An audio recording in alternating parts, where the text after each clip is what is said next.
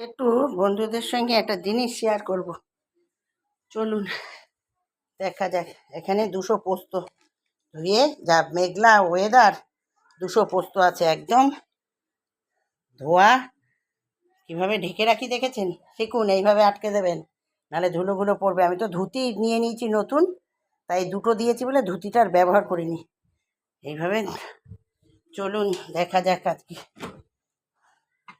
একদম কি বলবো বন্ধুরা, দেখতে থাকুন, সঙ্গে থাকুন, সবই পাবেন এখানে।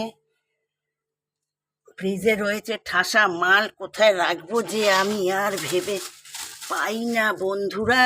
প্যাকিং প্যাকিং প্যাকিং প্যাকিং হচ্ছে, ভালো প্যাকিং।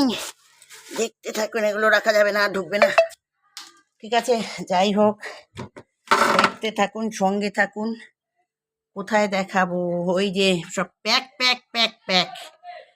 ঠিক আছে, দেখতে থাকুন, সঙ্গে থাকুন বন্ধুরা আমার। খাবো তো রসিয়ে কষিয়ে।